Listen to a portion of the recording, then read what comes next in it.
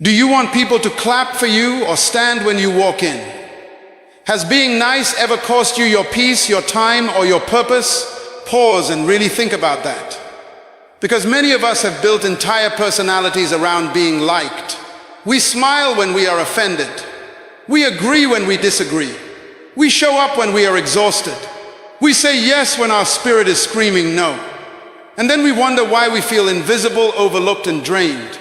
Being liked feels good, it feeds the ego, it gives you quick validation.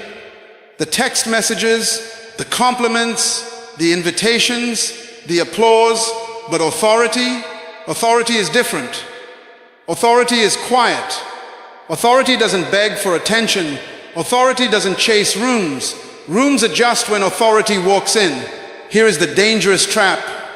Being liked can become an addiction, approval addiction.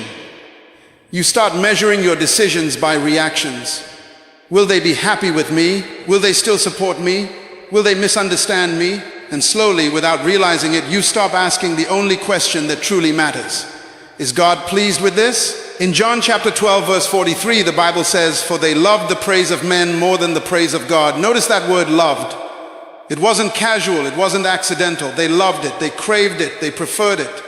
They chose human applause over divine approval. And that is the tension we are confronting tonight.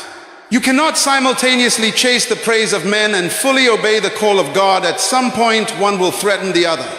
When you decide to stand for truth, someone will feel uncomfortable. When you set boundaries, someone will call you proud. When you say no, someone will call you difficult. And in that moment, you will feel the pull, the temptation to shrink just a little so you can stay light. But let me ask you something deeper. What has being liked cost you already? Did it cost you your standards? Did it cost you your focus? Did it cost you opportunities because you were too busy maintaining an image? Some of you are exhausted not because life is hard, but because you are performing kindness, performing agreement, performing humility, and performance is tiring. Meanwhile, being respected is different. Being respected is not about intimidation. It is not about harshness. It is about value recognition. When you are respected, people understand your standards. They understand your boundaries. They understand your convictions. They may not always agree, but they know you stand for something. Respect is rooted in consistency and clarity. Furthermore, when you chase approval, you dilute purpose. You start editing your calling. You soften your message. You adjust your obedience. You delay difficult decisions. Why? Because you are trying to keep everyone comfortable. But purpose was never designed to keep everyone comfortable. Purpose was designed to fulfill assignment. Think about it carefully. If you are always chosen because you are agreeable, what happens the day you must disagree? If people only celebrate you because you never confront, what happens the day you must correct? If your influence is built on being harmless, what happens when you must be bold? There is a reason why some people clap for you but never truly trust you. They like you but they don't look to you for direction. They enjoy your company but they don't value your counsel. Why? Because authority requires firmness. Authority requires integrity. Authority requires the courage to disappoint when necessary. Now hear me clearly. This is not a call to be rude. It is not a call to be arrogant. It is a call to stop being controlled by the fear of losing approval. Because the fear of losing approval is one of the most subtle forms of bondage. It keeps you small. It keeps you quiet. It keeps you agreeable. And sometimes it keeps you average. Imagine what your life would look like if you stopped making decisions based on applause. Imagine the freedom, imagine the clarity, imagine the strength. Imagine waking up and asking, what is right, instead of what is popular. Imagine speaking truth even when your voice shakes. Imagine setting boundaries even when people withdraw. That is where respect begins. Consequently, the real question tonight is not whether you can be liked. You already know how to do that. The real question is whether you are willing to risk being misunderstood in order to be impactful. Because impact requires courage. Impact requires conviction. Impact requires choosing purpose over popularity. When you chase approval, you dilute purpose. You shrink your calling to fit the comfort of others. you trade authority for applause. And applause fades, but purpose endures. So I ask you again, and this time answer honestly in your heart, do you want applause or authority? Do you want to be liked or respected? Jesus was not nice. He was loving, but he was firm. And that difference changes everything. We have created a version of faith that is soft, agreeable, always accommodating. But when you actually study the life of Jesus Christ, you will quickly realize he was not obsessed with being liked. He was obsessed with being obedient.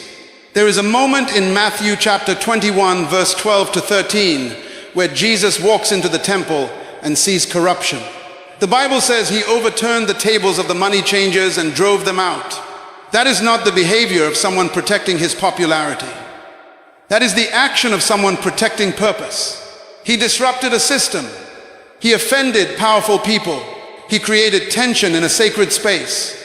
Why? Because truth mattered more than applause. Imagine being there that day, the noise, the shock, the anger in the room, people whispering, who does he think he is? Religious leaders already uncomfortable with him, now even more threatened. If Jesus were concerned about maintaining a gentle image, that moment would never have happened. But he understood something many of us have not yet accepted. Sometimes righteousness looks disruptive. Additionally, in John chapter 6, verse 66, the Bible says that many of his disciples turned back and no longer followed him. Many, not strangers, disciples, people who had walked with him, people who had listened to him. And yet when his teaching became too hard, too confronting, too uncompromising, they left. Now pause there. If your goal is to be liked, that verse should terrify you, because it proves that you can be perfectly aligned with God and still lose people. You can speak truth and still be abandoned. You can refuse to dilute your message and watch the crowd shrink. Jesus did not run after them to soften his words.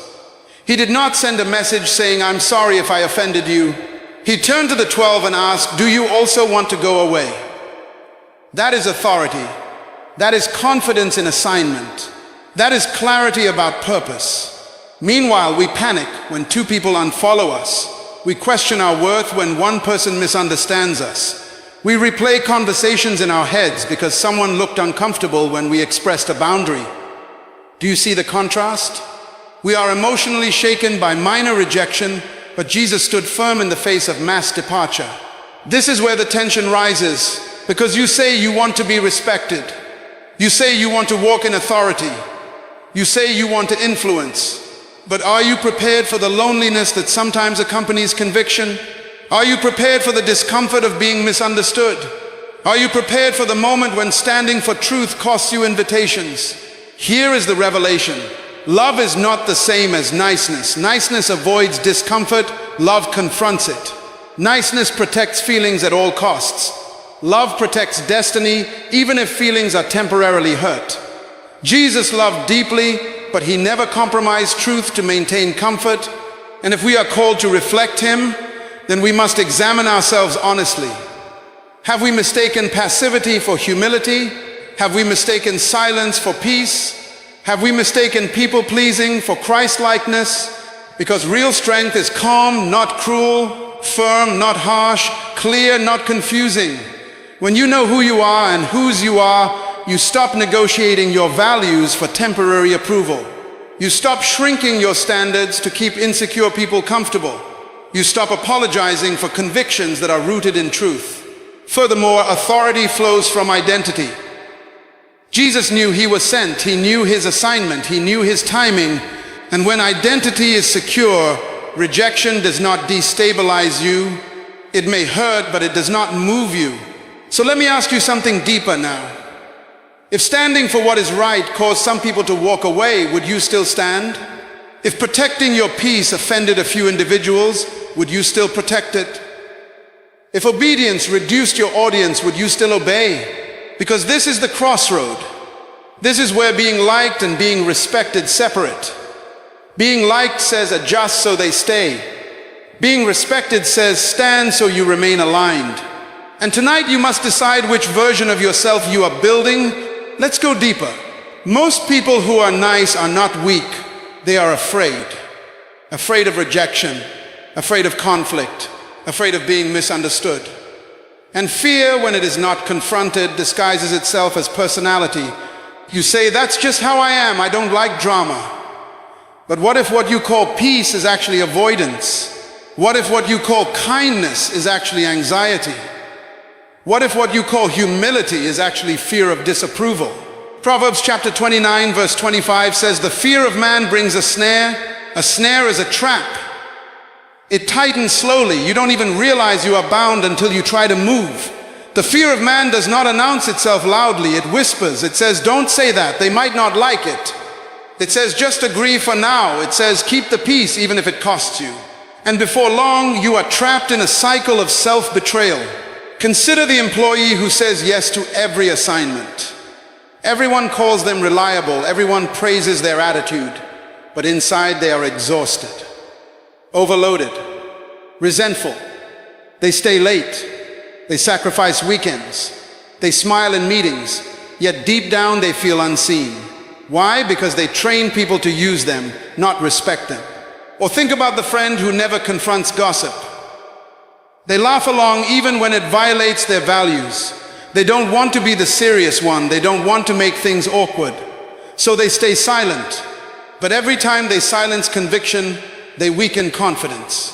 Psychologically, when you constantly prioritize other people's comfort over your own clarity, you begin to lose your internal compass. You stop asking, what do I believe? And start asking, what will they approve? That shift is subtle, but it is dangerous. Moreover, approval addiction operates like any other addiction. The first compliment feels good. The second feels better. Soon you need it to feel stable. You check reactions, you analyze tone, you replay conversations. You measure your worth by responses. And if someone withdraws, your confidence drops. But here is the uncomfortable truth. If your identity is built on approval, it will collapse under criticism. Respected people understand something that nice people struggle with. Tension is not the enemy. Avoiding necessary tension is the enemy. Growth requires friction. Leadership requires confrontation. Maturity requires difficult conversations. When you say no for the first time, it will feel uncomfortable. When you set a boundary, your voice may shake. When you correct someone, your heart may race. That discomfort does not mean you are wrong. It means you are growing. Meanwhile, the fear of man will always tempt you to shrink. It will say, just let it go. It will say it's not worth the tension. But every time you let something slide that violates your values, you teach people how to treat you.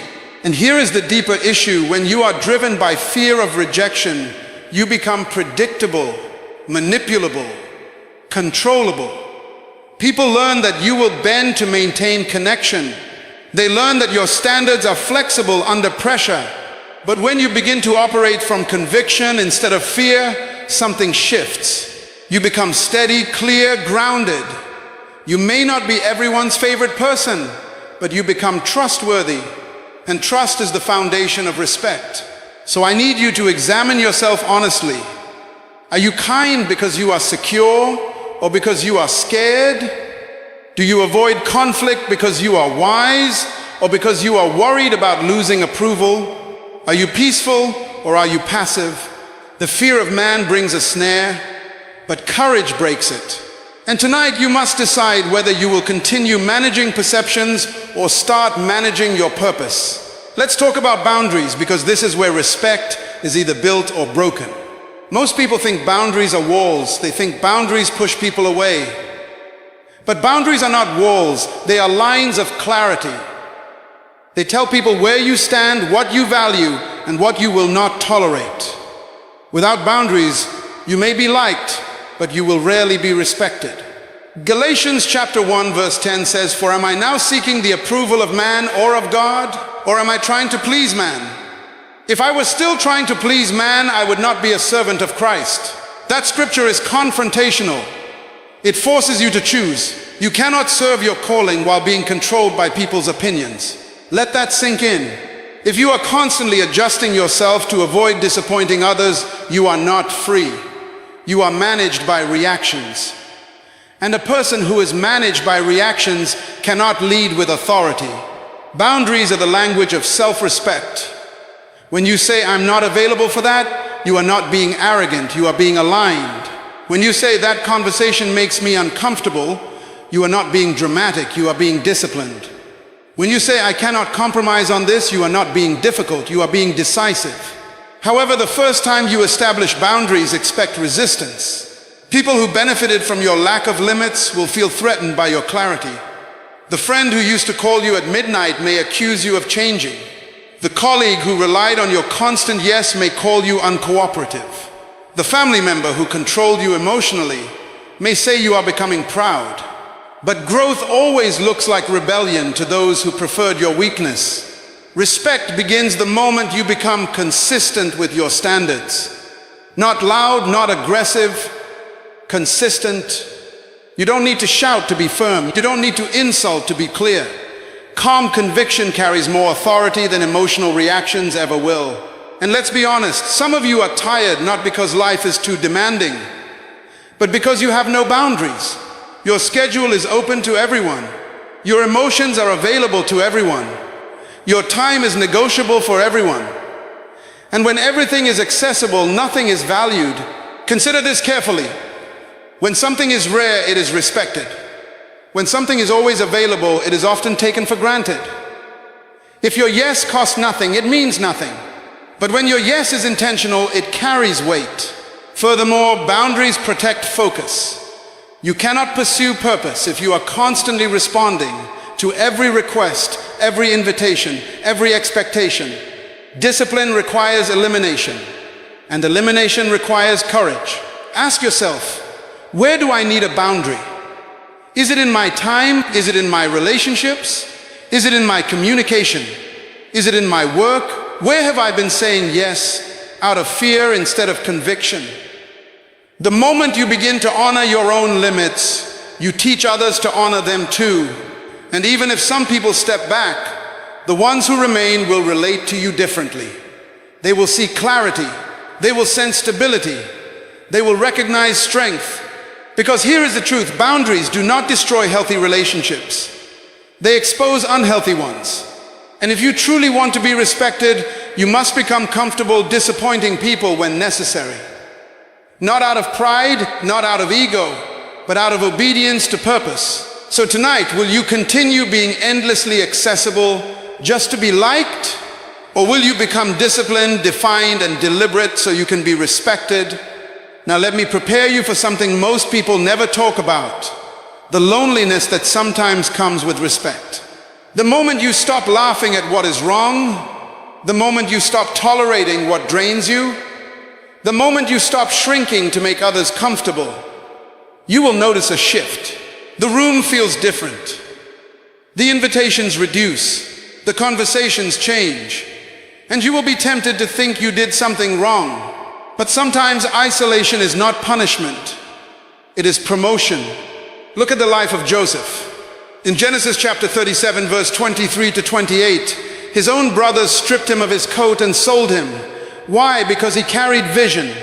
Because he refused to think small. Because favor was on his life. The same people who ate with him could not handle the weight of his destiny. Respect often separates before it elevates. And consider Apostle Paul.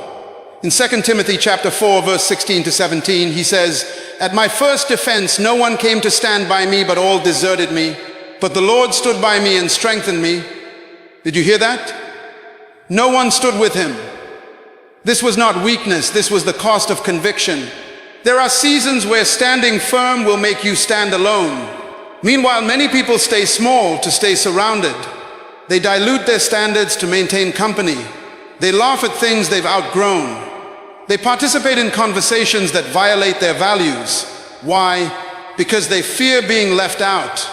But being left out of what no longer aligns is not loss, it is protection. When you begin to grow in discipline, you will outgrow certain environments. When you become focused, distractions will feel uncomfortable around you. When you start setting standards, those who prefer chaos will slowly distance themselves. And that distance can feel painful. You will question yourself, am I too serious? Am I becoming too rigid? Why does this feel so isolating? But growth is often quiet before it is celebrated. Maturity is often lonely before it is recognized. Respect is different from popularity. Popularity gathers crowds quickly. Respect builds influence slowly. Popularity fills rooms. Respect shapes rooms. Popularity depends on mood. Respect depends on character. Moreover, when you walk in conviction, you threaten mediocrity. Your discipline exposes laziness. Your clarity exposes confusion. Your boundaries expose manipulation. And not everyone will appreciate that exposure. But here is the powerful truth. You do not need everyone. You need alignment. Joseph's separation positioned him for the palace. Paul's isolation deepened his dependence on God. And in your life, the space created by losing certain people may be the very space God needs to elevate you. The danger is running back to comfort too soon. The danger is apologizing for growth. The danger is lowering your standards just to feel included again. So let me ask you honestly, are you willing to be misunderstood for a season if it means being established for a lifetime? Are you willing to endure temporary loneliness for permanent authority? Are you willing to let go of shallow approval to gain deep respect? Because respected people are not always surrounded, but they are always grounded. And when you are grounded in purpose, even if the crowd thins, your confidence strengthens. Let's shift the focus to something practical. Because respect is not built on attitude alone, it is built on competence. You can speak boldly, you can set boundaries, you can declare standards. But if your life lacks discipline and excellence, people may hear your words but ignore your leadership. Respect is sustained by results. Look at Daniel. Daniel chapter 6 verse 3 says that Daniel distinguished himself above the governors and satraps because an excellent spirit was in him. Notice that word distinguished. He stood out, not because he was loud, not because he demanded recognition, but because his work ethic, integrity, and consistency separated him. Excellence commands respect without begging for it. Daniel served in a foreign system. He was surrounded by political tension, jealousy, and opposition, yet he maintained discipline. He prayed consistently. He worked diligently. He refused corruption, and even those who plotted against him could not deny his competence. Now bring that into your life. If you want to be respected in your field, are you developing your skills? If you want authority in your family, are you consistent in your character? If you want influence in your community, are you dependable when it matters?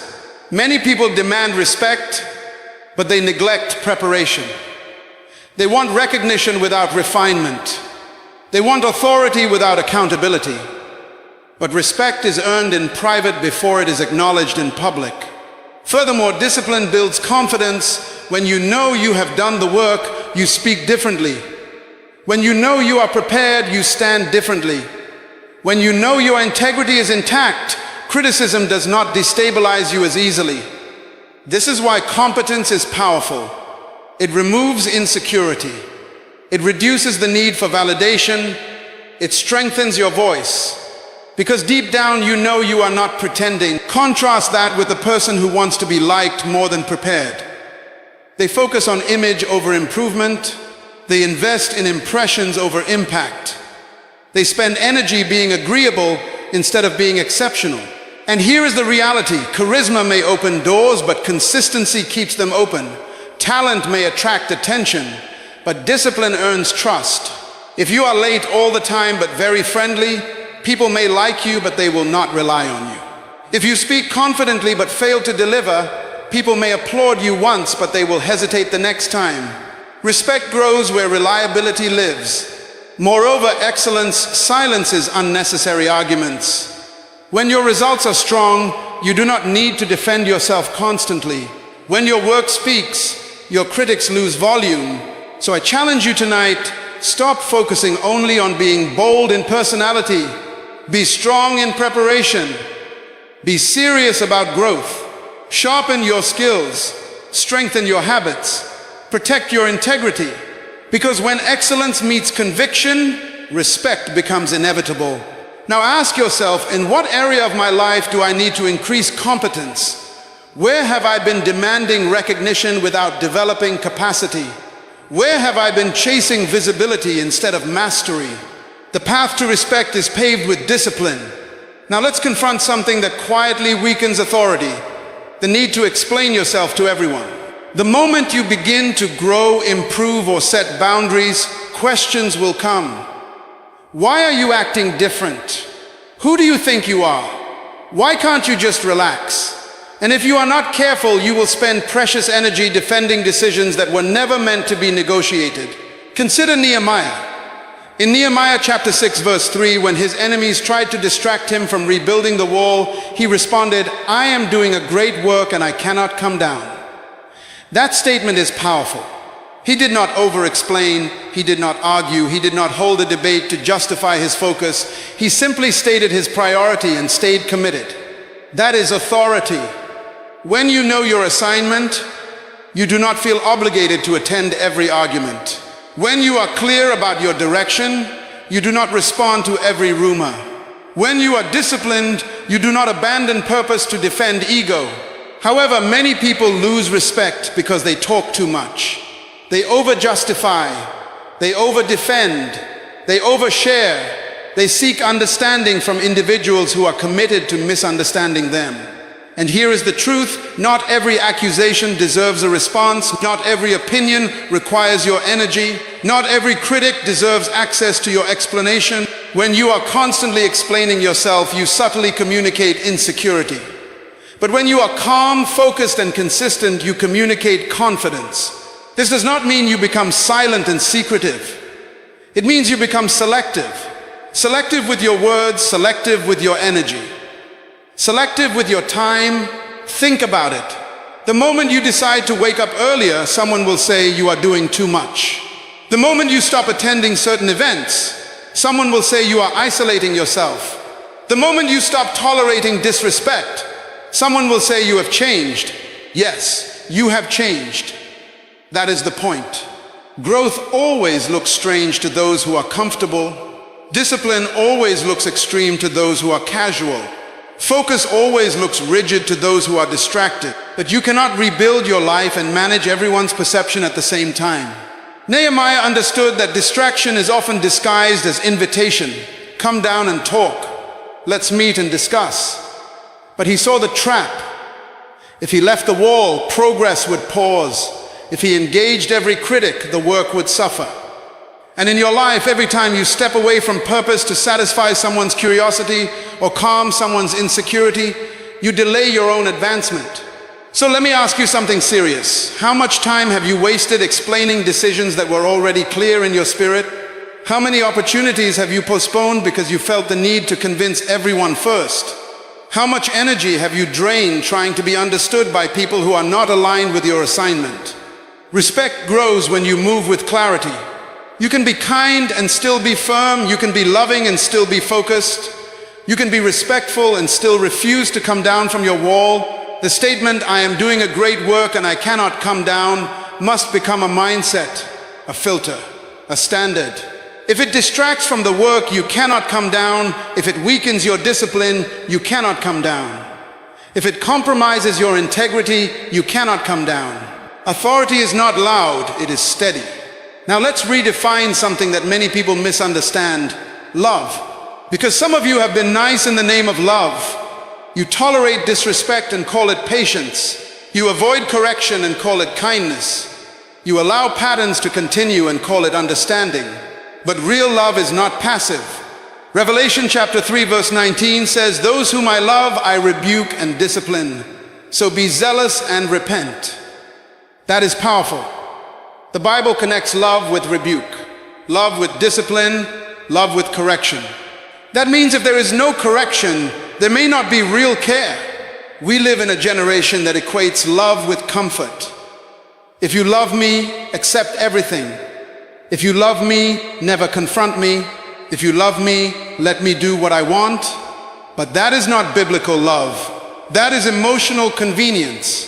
God corrects because He cares. A parent corrects because they care. A true friend confronts because they care. If someone watches you destroy your potential and says nothing, that is not kindness, that is neglect. However, when you decide to operate in tough love, you will be misunderstood. The moment you confront someone's behavior, they may call you harsh. The moment you refuse to support their excuses, they may call you unsupportive. The moment you challenge their complacency, they may say you are judgmental. But ask yourself this: would you rather be temporarily misunderstood or permanently ineffective? Love sees potential and refuses to let it rot. Love sees danger and refuses to stay silent. Love values destiny over temporary comfort. And here is the deeper truth: you must apply that same tough love to yourself. You cannot demand discipline from others while excusing laziness in your own life. You cannot confront mediocrity in others while entertaining it in your own habits. You cannot preach standards and live carelessly. Sometimes the reason you are stuck is because you have been too nice to yourself. You negotiate with your goals, you delay your responsibilities, you justify your inconsistency, and then you wonder why progress is slow. Love yourself enough to correct yourself. Discipline is not punishment, it is protection. Correction is not rejection, it is redirection. When God rebukes, He refines. When He disciplines, He develops. Furthermore, people respect those who are consistent in correction.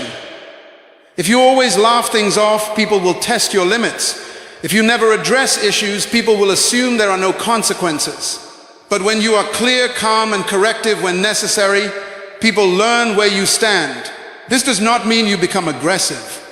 It means you become intentional. You speak truth without cruelty. You address issues without humiliation. You correct privately when possible. You stand firm when required.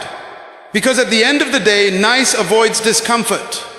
Love embraces responsibility, and responsibility builds respect. So tonight, are you willing to stop confusing silence with love? Are you willing to correct when necessary? Are you willing to discipline yourself so that your life reflects your convictions? Because if you truly want to be respected, you must be courageous enough to love deeply, even when it is uncomfortable. Now we come to a truth many avoid: the cost of being respected. Respect is not free. It is not a byproduct of popularity or charm. It carries a price. And the cost often shows up as misunderstanding, temporary loneliness, and resistance. Matthew chapter 5 verse 11 to 12 reminds us, "Blessed are you when people insult you, persecute you, and falsely say all kinds of evil against you because of me. Rejoice and be glad, because great is your reward in heaven." Notice this: when you stand for truth, when you maintain integrity, when you refuse to compromise, you will face resistance. People may misunderstand your motives. They may accuse you of pride, harshness, or arrogance. They may even turn against you. And yet the blessing comes in staying aligned with purpose. Some of you have already experienced this. Perhaps you set a boundary and a friend withdrew. Perhaps you pursued a goal that others didn't understand. Perhaps you refused to participate in gossip or unethical behavior, and suddenly you felt isolated. That is the cost of being respected. The world often prefers the agreeable, the compliant, the nice. But here's the lesson: some people only benefit from your weakness. They are comfortable when you shrink. They are reassured when you avoid conflict. They feel safe when you are submissive. And if you continue to bend to keep everyone comfortable, you will never experience the fullness of your purpose. Being respected requires courage. Courage to disappoint. Courage to stand firm even when people leave. Courage to uphold standards even when it feels lonely. Courage to choose principle over popularity. This is why many never reach their full potential. They avoid confrontation. They chase approval. They water down their convictions to remain liked. And while they may have crowds around them, they lack authority, influence, and legacy.